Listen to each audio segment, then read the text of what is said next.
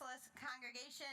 I'm Reverend Robin. My pronouns are she, her. I'm a member of the lead ministry team here at Beacon, along with Dr. Tuli Patel. Hey, Dr. Tuli.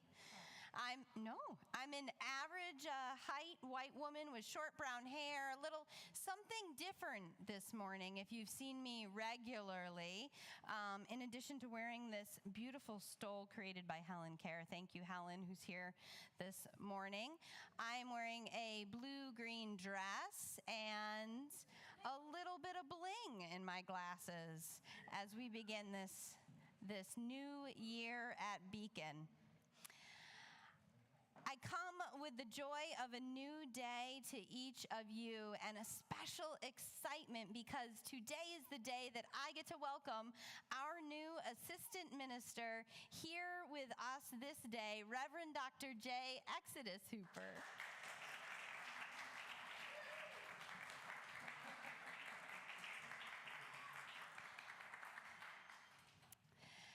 You may not have realized, beloved, that our service, our worship, that is to consider what is of worth, has already begun. Even before John began the first note of the prelude, even before I uttered the first word of welcome, our worship as Unitarian Universalists, as the Beacon community coming together, began the moment that we gazed into another's eyes, offered a welcome at that door, made the decision to log in to YouTube and maybe even introduce ourselves in the chat.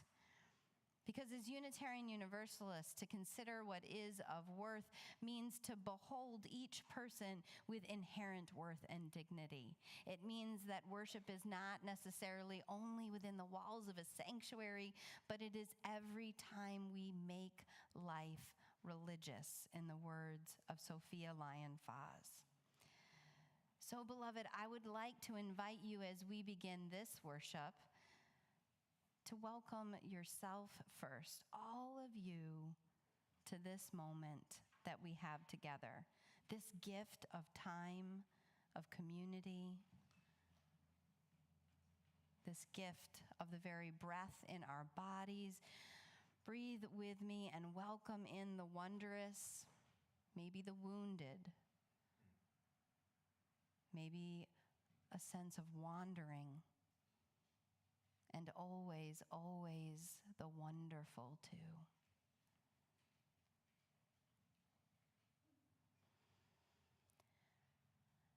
And then with that energy of welcome floating all around us, would you take a moment, if you're online, to welcome one another in the chat? And for those here in our sanctuary, would you welcome one another in this space to this day?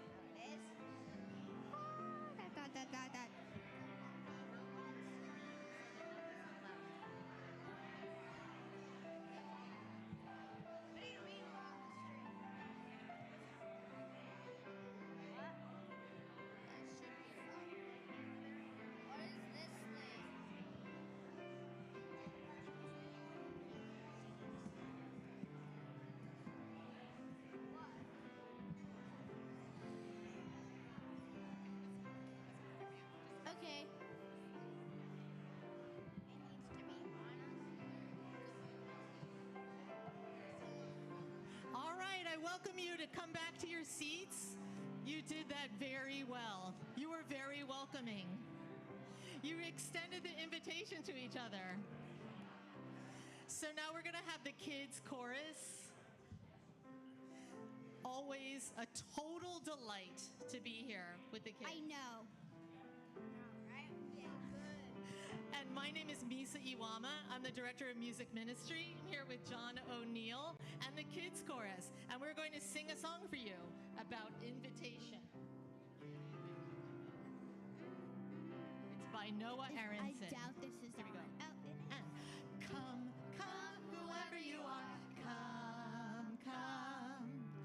Come, come, whoever you are. Come, come. Come, come, whoever you are. Come, come. Come, come, whoever you are. Come, come. Wanderers, worshippers, lovers of leaving. It doesn't matter. Ours is not a caravan of despair. 1, 2, 3. Come, come, whoever you are. Come, come. Come, come, whoever you are. Come, come. Come, come, whoever you are. Come, come. Come, come, whoever you are. Come, come.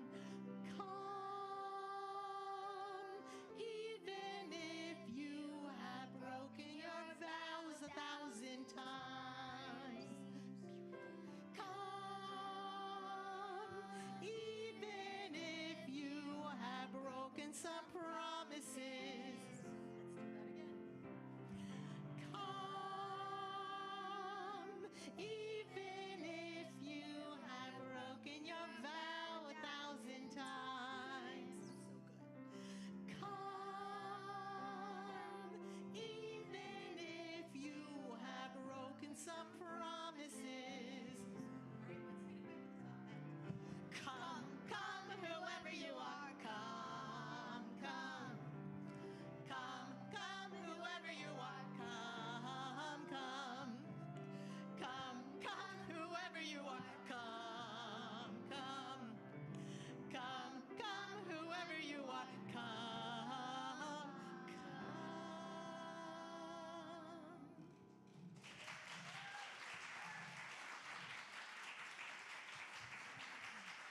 That was amazing.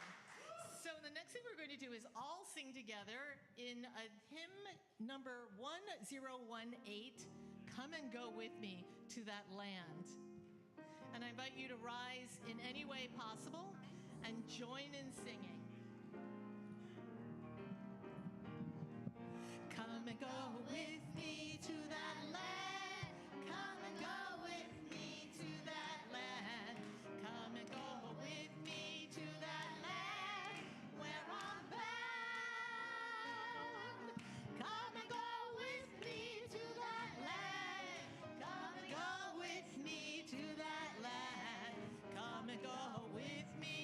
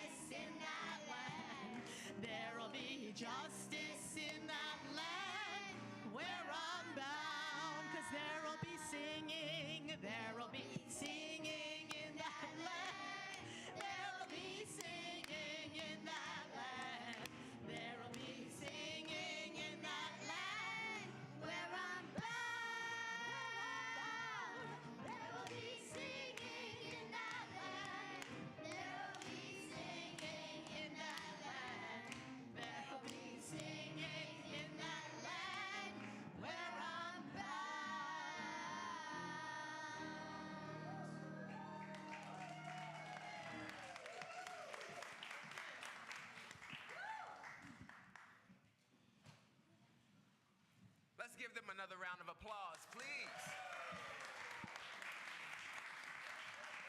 It's not easy doing that job when you're young. But it is good to see you. Happy to see all of you. Beacon, I'm excited to see you. I am the Reverend Dr. J. Exodus Hooper. It is good to be with you. My pronouns are they and them. If I am to describe myself, I would say that I'm 5'7" travel size. I would say that I am also wearing a Prince hat in honor of my ancestor, in addition to having on a sky blue, if not water kind of blue, to represent the water today, in addition to dressing iridescent in denim to be water. So if you see me, you know who I am. It's good to see all of you, see your face in the place.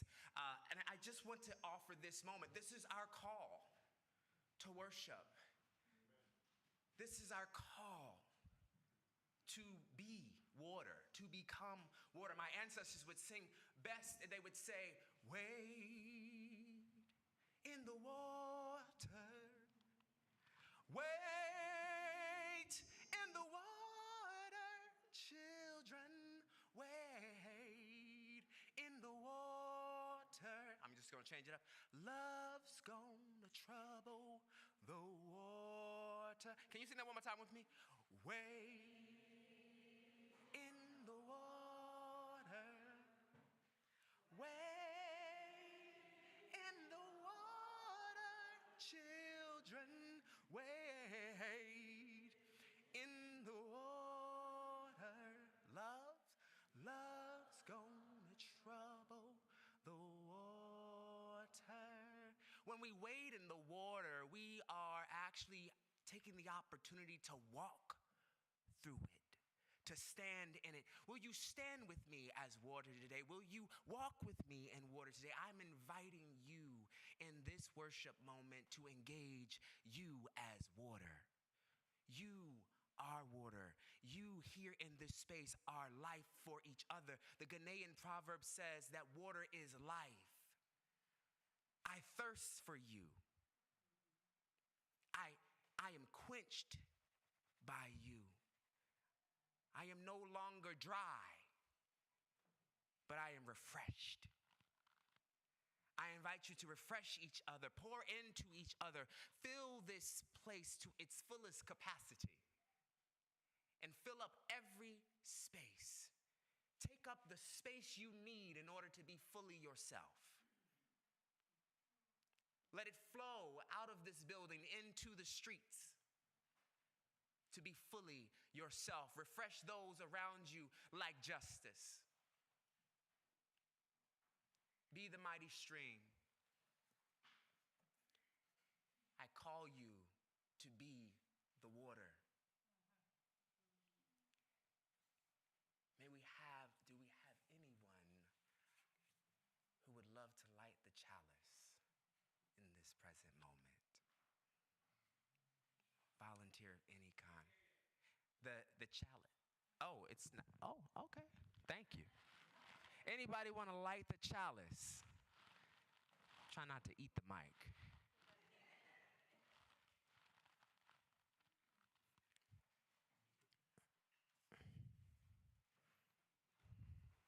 Thank you, Gordon.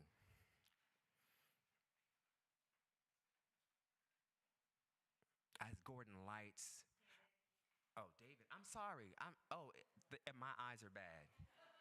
I tried to read it from afar. Thank you. Sorry, David. As we actually conclude this portion, may I ask you to sing with me again, the wade. Wade in the water. Wade in the water, children. Wade in the water. Love's gonna trouble the water.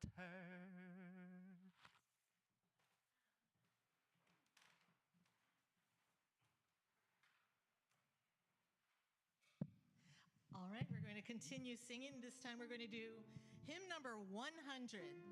That's got I've got peace like a river. You might not need your hymnals.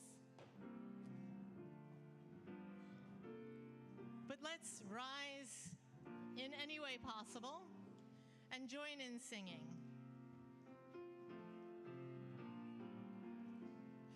I've got peace like a river. I've got peace like a river. I've got peace like a river in my soul.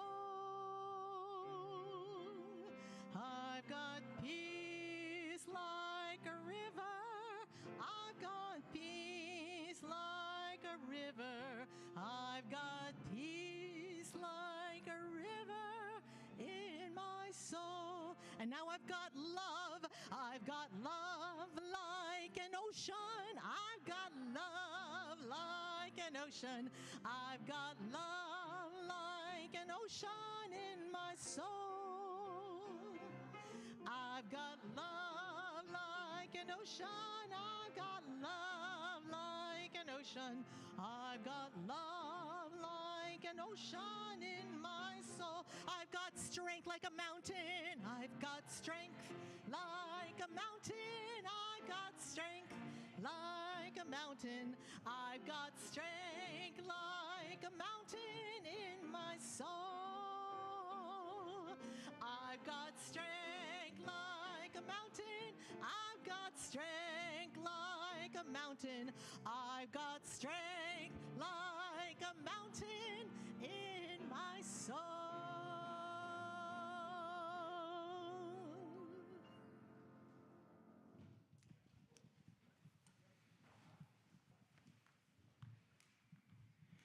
This is a time for all ages, and this moment is based off of a book, We Are Water Protectors by Carol Lindstrom. We are going to retell the story with lots of help from you. We will ask you to repeat some phrases or use your body to create some sounds. Let's begin making rain in this room. If I may, we need some rain. So if we're gonna do that, I just need you to, look, y'all already in advance. Y'all ready to be water. I love it. I don't even have to cue y'all. Can I get more of a shower? I didn't wash today. No, let me stop. Can I go ahead and get a little bit more coming of a heavier storm? There it is. There it is. Woo. Let's bring it back to the shower.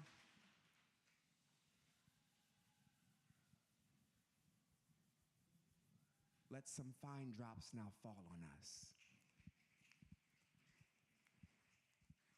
Thank you for being my water. Water is the first medicine. We come from water. It nourished us before we were born. It nourishes us today, every day. Every drop counts. Can you say that with me? Every. The river's rhythm runs through our veins. With our songs and our voices, we shout to the hills that we are still here and every drop counts. Every drop counts.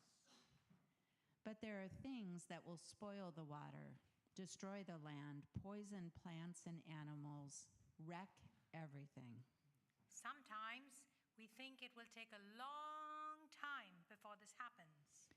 But we are here already, with dams and droughts, pipelines and pollution, flooding and ferocious storms.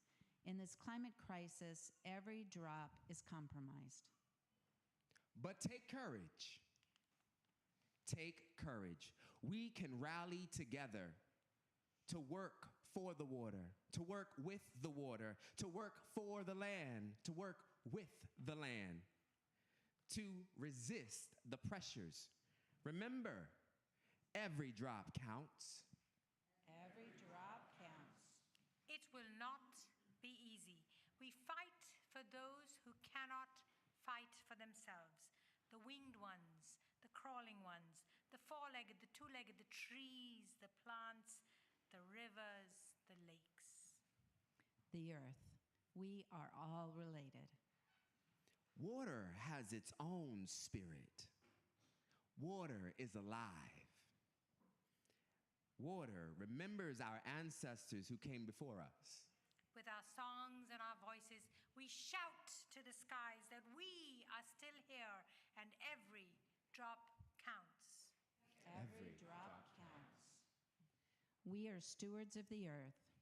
Our spirits have not been broken.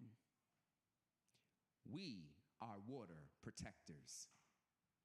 Every drop counts. Every drop counts.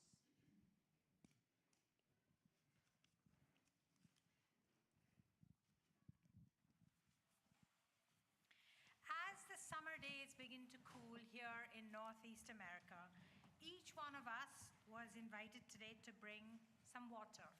More than a drop, less than a cup. Water from faucets and garden houses. From nearby streams, rivers, even the ocean. From our journeys both near and far, body and spirit. And we are invited to pour them into this common vessel. This simple ritual, the water communion, dates back to 1980 in East Lansing, Michigan, with Carolyn McDade and Chuck Longview, who were at a gathering of Unitarian Universalist women.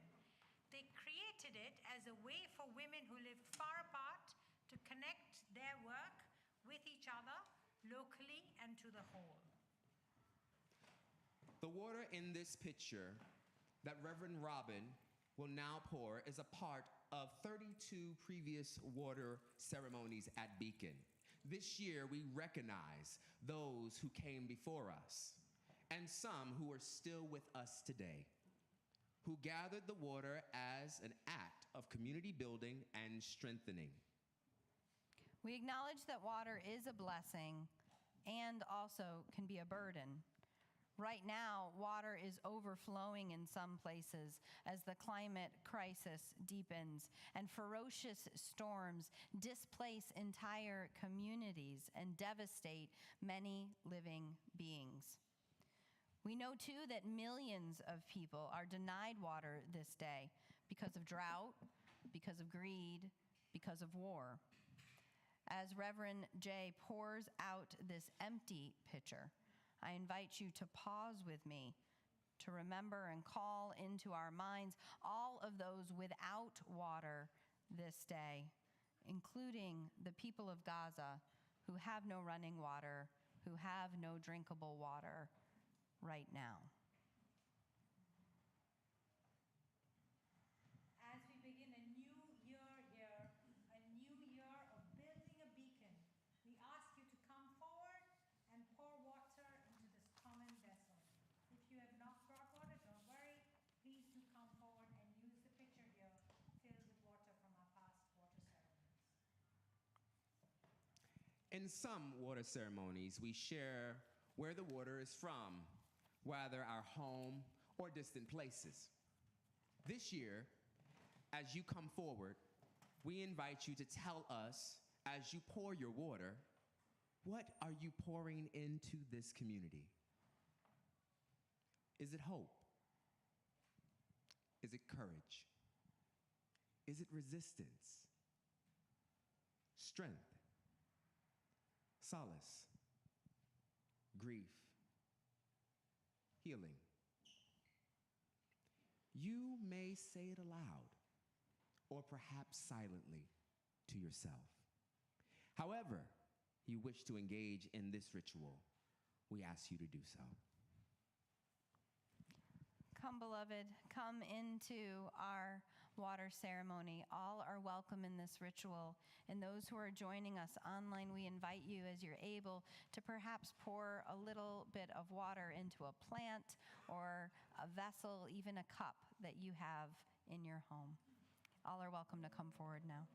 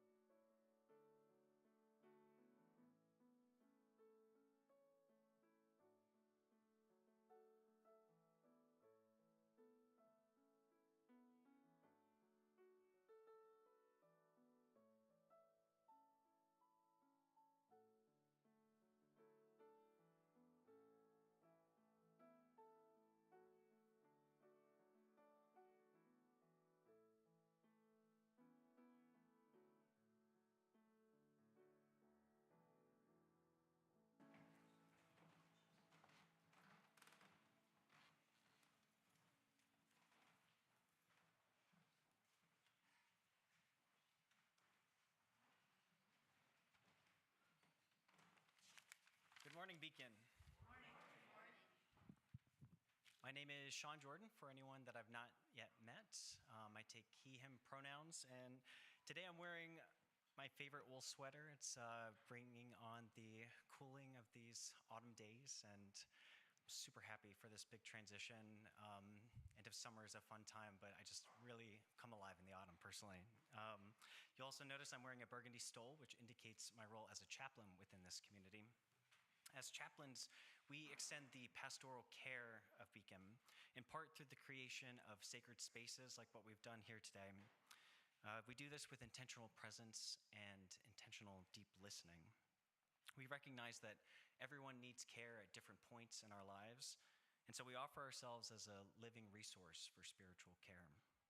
We believe that the intentional practice of presence and listening actually provides a foundation for healing. And so we do this even in deeply challenging times.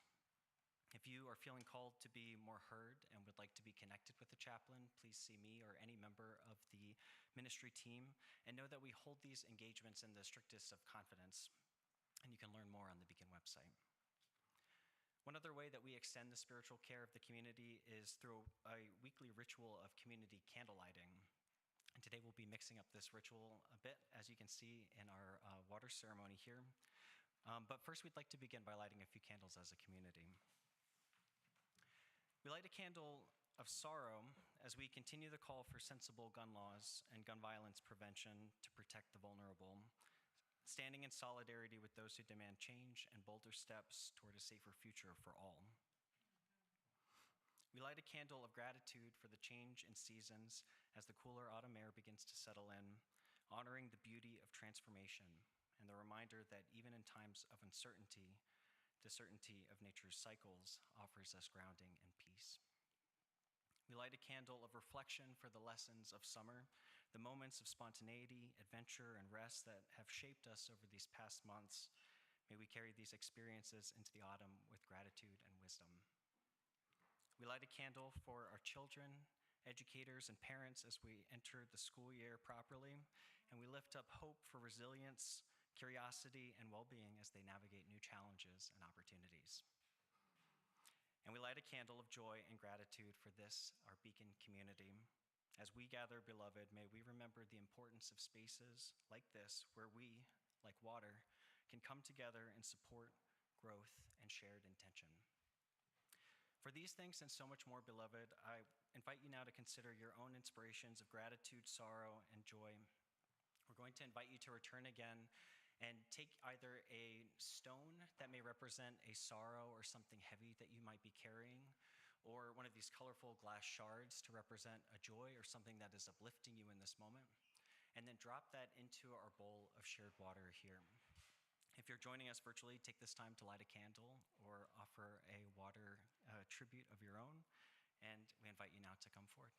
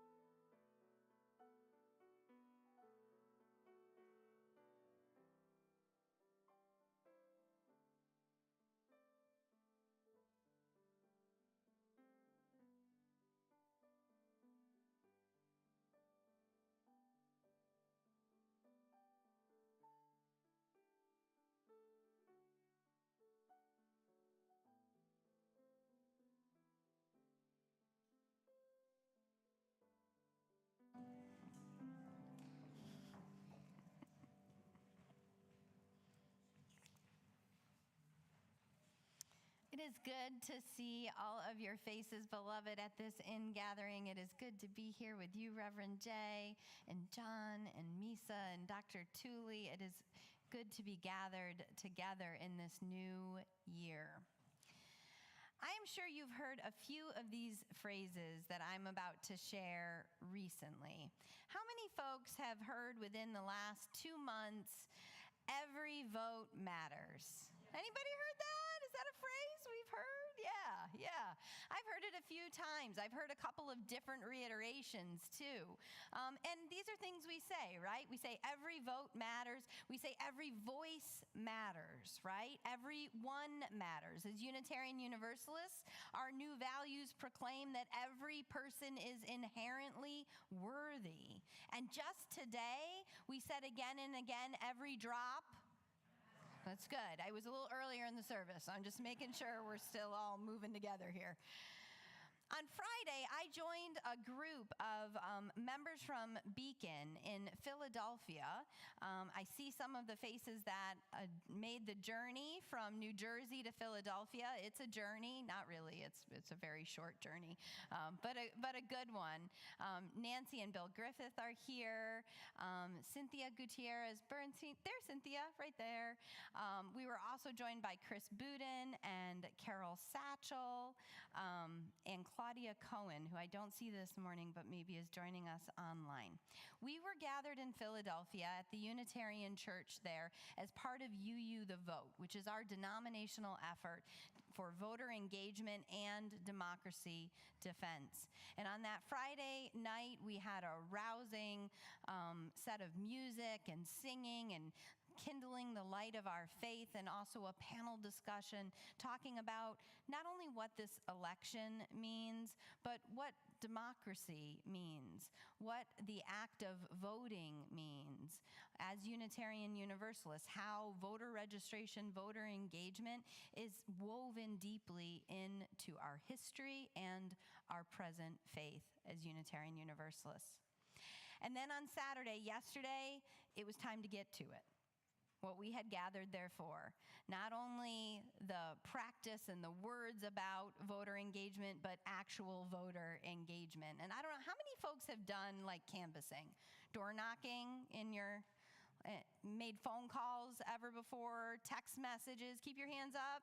Keep your hands up. I want to make sure we get an image of all of you so we can sign you up this year. That's great. Thank you. No. So if you've done canvassing before, which it sounds like we have some folks, you know in the training they told us how to engage folks, and the priority right now with what we were doing was, one, to find everyone who was eligible to register to vote, to find out whether or not they'd registered. And if they had, then our second question and our second ask of the individual was to consider early voting, right? To consider a mail-in ballot, because any number of things can happen on election day. You can have every intention to vote, and it just might not be possible. And we know that it's much better to vote early than to rely on day of. So that was our charge, and again we heard that phrase, every vote matters, every vote counts, and they tried to, get us a little bit roused before we went into the door knocking, because if you've done it before, you knock on like 50 doors, and the vast majority of people don't answer, or like open their blinds and then close them, and don't come to the door, and many of the people who come to the door before you can get a few words out are kind of like, no. I also had someone come to the door like naked, so that, there's like a lot of things that can happen in canvassing. It's engaging democracy in its fullness.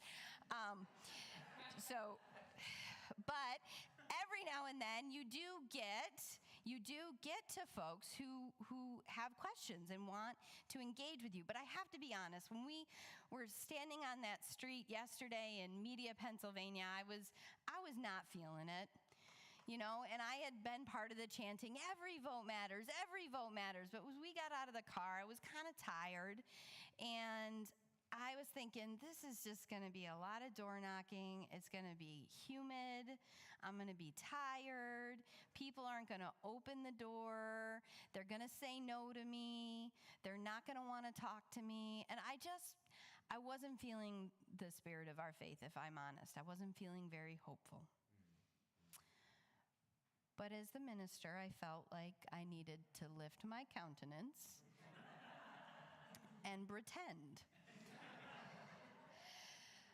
So off I went, encouraging everyone, yeah, let's do this. You can see it on Facebook. I had the, and as I approached the first house that I went to go engage, I noticed that there were a group of men who were kind of coming out the back porch and were chatting with each other and gathering around. I thought, brilliant. I don't have to lure someone outside of their home. They're right there. So I went up toward the backyard and I started talking, and a few of the guys were like, oh no, can I run him back inside? But one man came right up to me. And we started having a conversation. I said, hey, my name's Robin. I'm a volunteer with 1PA, and I'm here today because we're trying to reach out to see if folks who are eligible to vote have registered. And he paused and he said, oh, I haven't voted in 17 years. And that was kind of my reaction. And I thought, well, he's going to be a hard no. And I started to make all kinds of assumptions and stories in my mind. And then he said, but I'd really like to register to vote. Can you help me? Can you help me do that?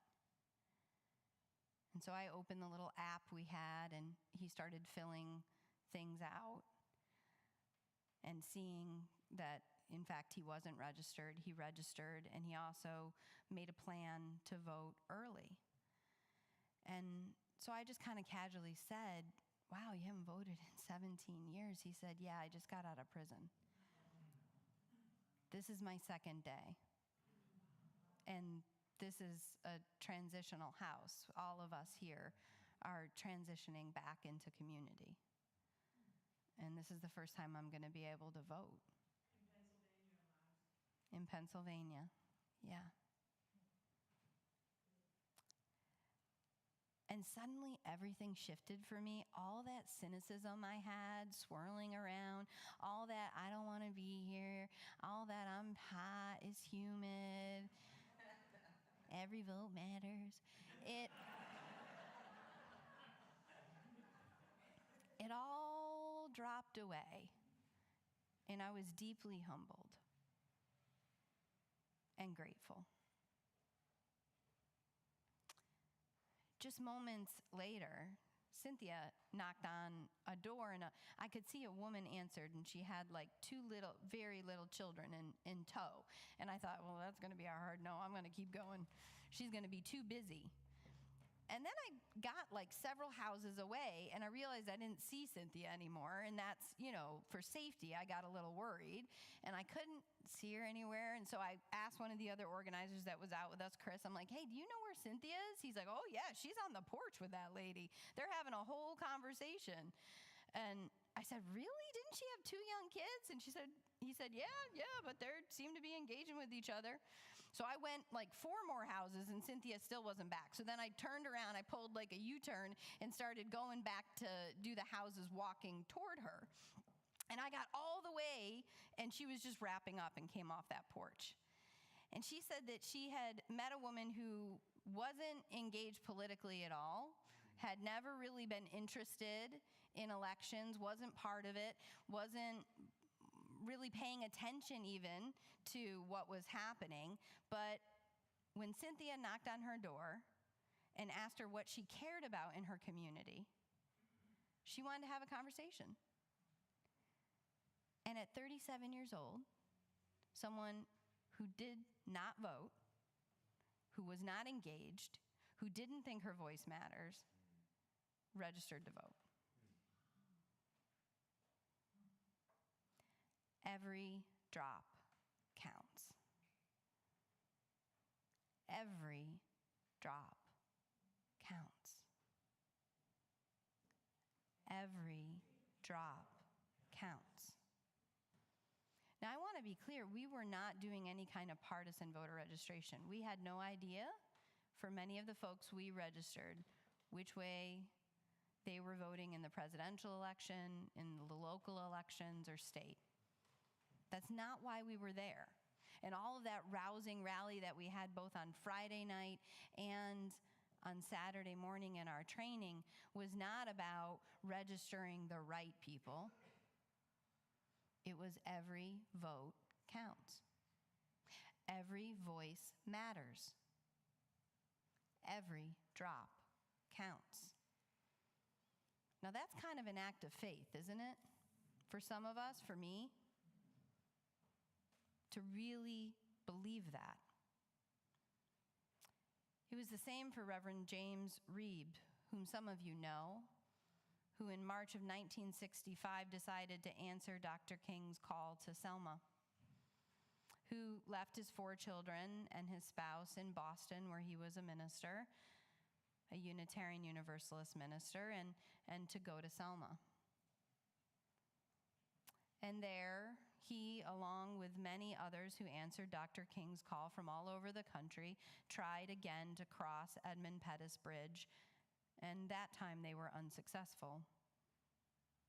That night, they went to a local restaurant owned by some members in the community, African American members. It was when restaurants were segregated. And so Reverend James Reeb, along with 2 of his colleagues, all of whom were white, went to this black-owned restaurant.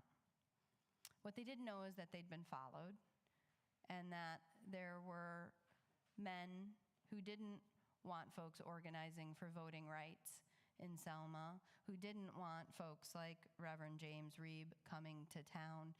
They were out there waiting for them when they left that restaurant.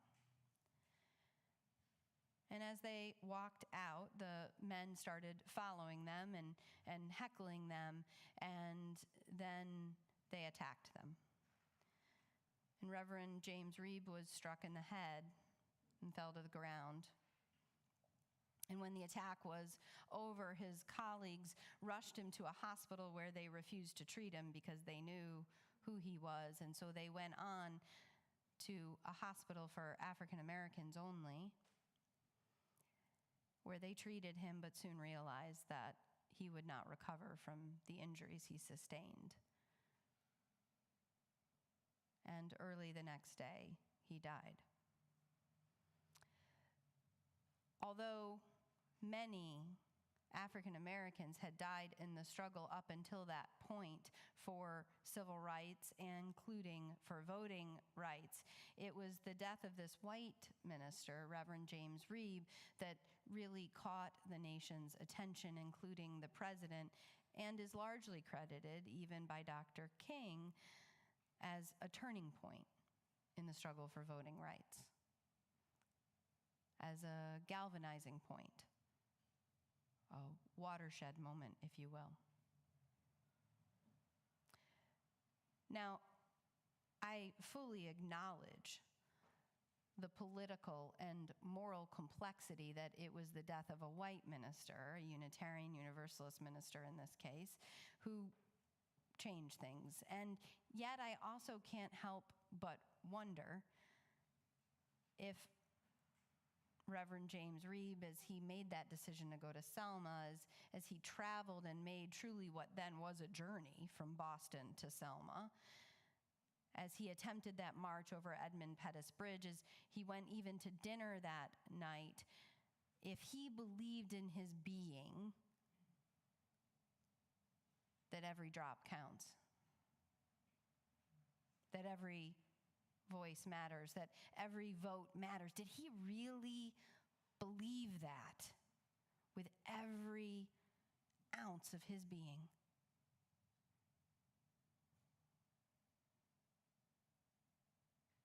I don't know if he did. I don't know the answer, but I like to think because he behaved that way, that he believed that way, and I know for sure we can behold in his life and in his death that that was true. And so at the edge of this New Year beacon, this theme we have of building a beacon, I'm here to ask you if you can believe, if we can behave together, if we might be able to behold that every drop counts. And I do so through the vessel of confession to say, just yesterday morning, I was not a believer, I was barely a behavior, and I was pretty sure there was not going to be any beholding. Come on. So I'm asking you, beloved, if together you can do something I can't actually do alone. I'm asking if together we can believe, we can behave, and together we could behold in this time, in this place, every drop counts. At school, where you see another student, maybe it's the weird kid who's struggling, I'm asking you here today, could you reach out to that child? Maybe could you reach out to the school counselor and could you declare with your life that every drop counts? I'm asking you, could you sit with a loved one, a friend or a member here in Beacon who maybe is at the end of their life? Could you hold their hand and companion them? Could you chaplain them and maybe tell them a story that's been told 1,000 times, but you're going to be the last person to tell that story to them? Could you, with your life, with your care, with your compassion, declare that every drop counts? Could you say maybe go to Pennsylvania when we call, or get on the phone, or write a postcard to somebody in Florida or Texas or Mississippi or Michigan and remind them to vote? Ensure that they exercise not only this right, but the foundation of what it means to be in a democracy. And could you, with that act, however mundane it may seem, could you declare that every drop counts? Because everything in our world wants you to carelessly spill out your time and your resources and your hope, to pour it on concrete or just let it boil up into the ether, into nothing. Everything wants you to forget that you have this power gifted to you at that very first breath, weaving you into the symphony of life and making that precious drop you are given to steward, perhaps the one that quenches a thirst, that waters the seed, that brings life, that gives voice, that transforms the world in a way that was inconceivable before that drop. So this year, Beacon, I'm inviting us together, because that's the only way it can happen, together to believe, to behave, to behold that every drop counts. Every drop counts. Every drop counts.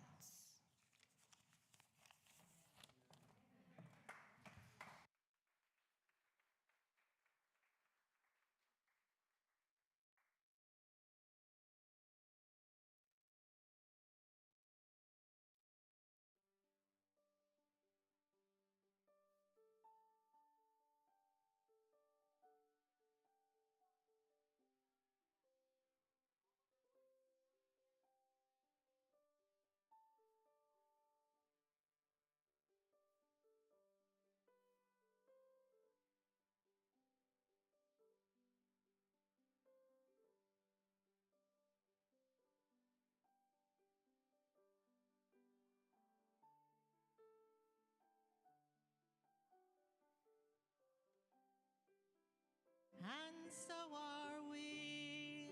There we go. It was your voices. The tide is rising, and so are we. This is where we are called to be. This is where we are called to be. The task is mighty, the task is mighty, and so are we. The task is mighty, and so are we. The task is mighty, and so are we. This is where we are called to be. This is where we are called to be. The world is ready. The world is ready. And so are we. The world is ready. And so are we. The world is ready. And so are we. This is where we are called to be. This is where we are called to be.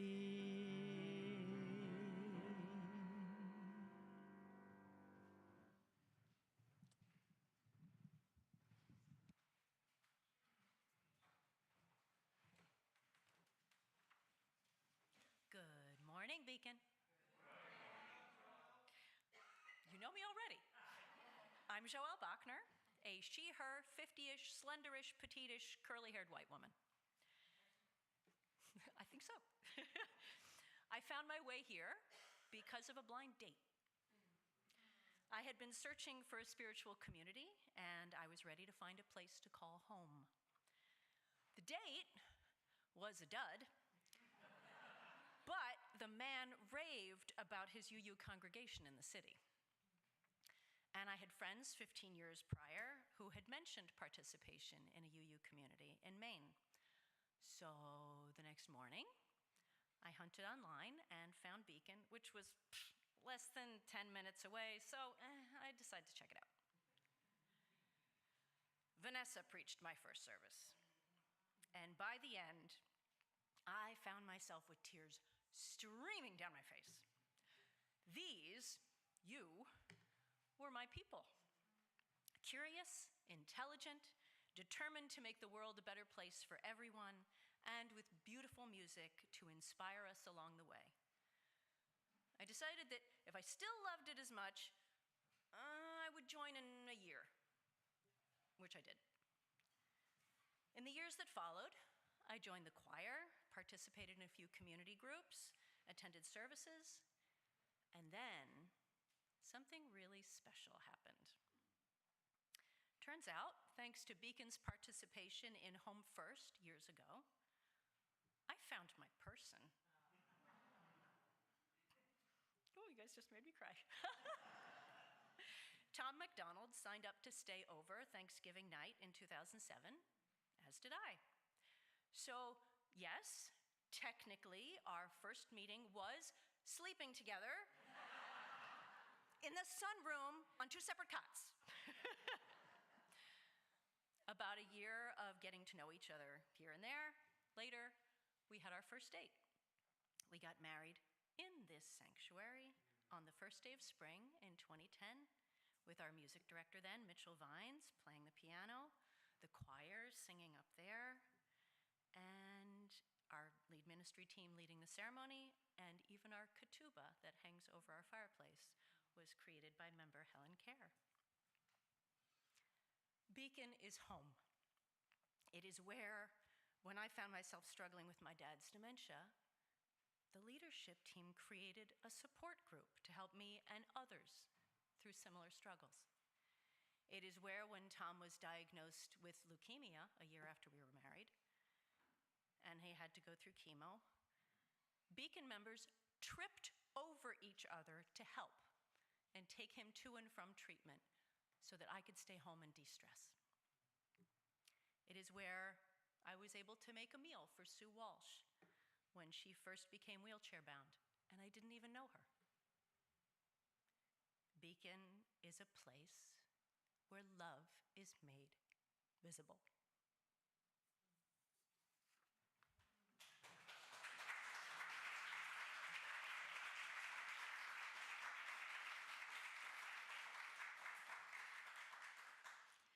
Thank Thank you so much, Joelle, for your testimony and for the many, many drops of love that you have poured into this community. With grateful hearts, our morning offering will now be received.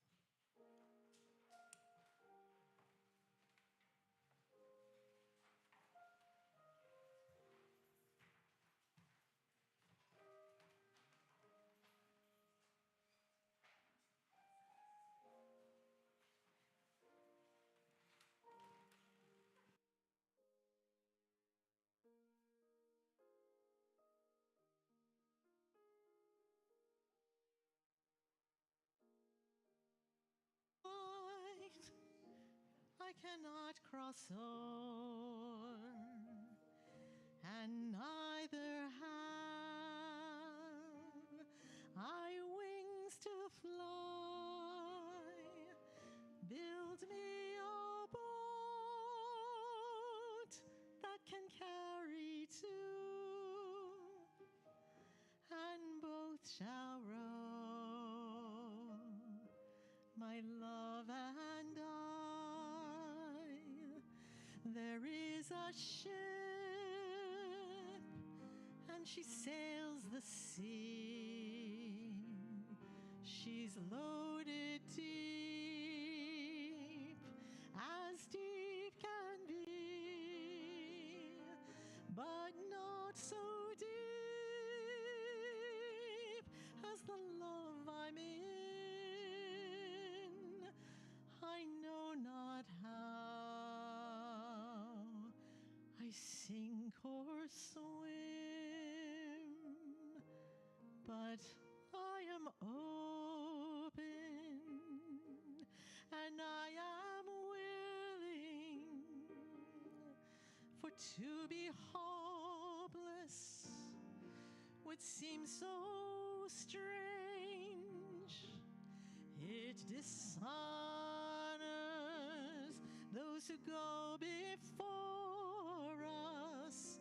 So lift me up to the light of change. Give me a mighty oak to hold my confusion, and give me a desert to hold my fears. Give me a sunset to hold my wonder. Give me an ocean to hold my tears. For I am open, and I am willing, for to be hopeless would seem so strange. It dishonors those who go before us. So lift me up to the light of change.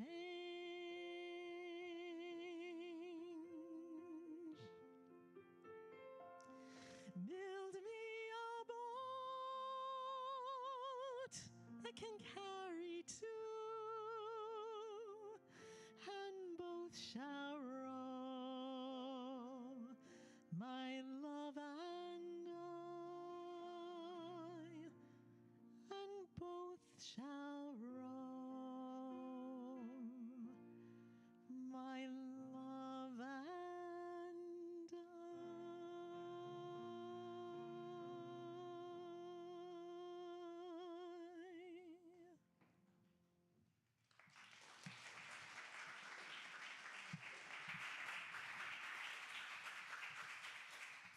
Thank you, Misa. Thank you, John.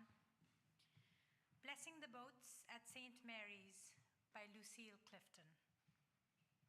May the tide that is entering even now the lip of our understanding carry you out beyond the face of fear. May you kiss the wind and then turn from it, certain that it will love your back. May you open your eyes to water, water waving forever, and may you in your innocence, sail through this to that.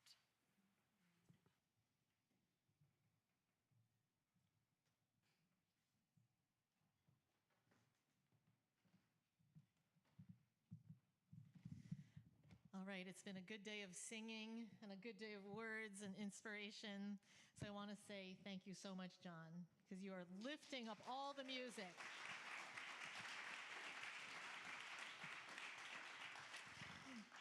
You know, to start the day with the kids' chorus is fantastic. And on Water Commune, we want to end the day with Blue Boat Home.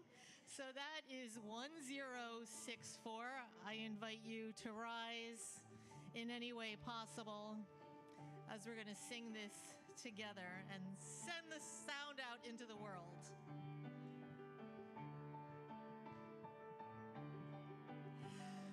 Though before me I feel no motion, standing on these mountains and plains, far away from the rolling ocean, still my dry-land heart can say, I've been sailing all my life now, never harbor nor port have I known.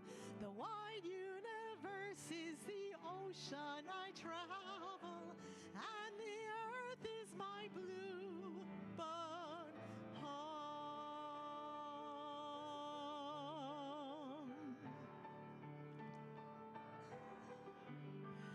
Sun, my sail, and moon, my rudder, as I ply the starry sea, leaning over the edge in wonder, casting questions into the deep, drifting here with my life's companions, all we kindred pilgrim souls, making our way by the lights of the heaven in our beautiful blue boat home.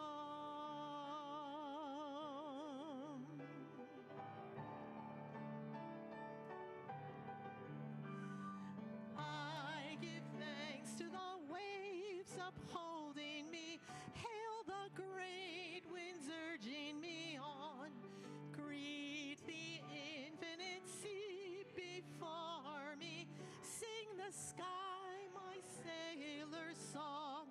I was born upon the fathoms, never harbor or port have I known. The wide universe is the ocean I travel, and the earth is my blue boat home.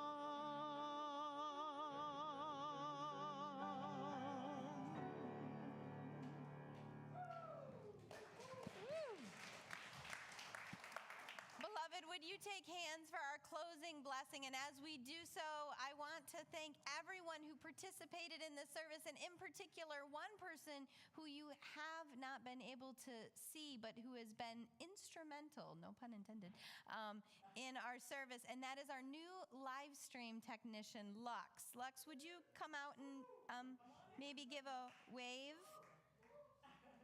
Or maybe not. Lux, you want to come out? Oh, great.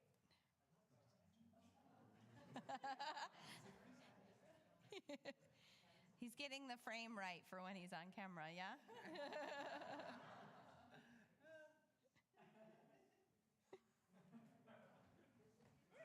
There. Yeah.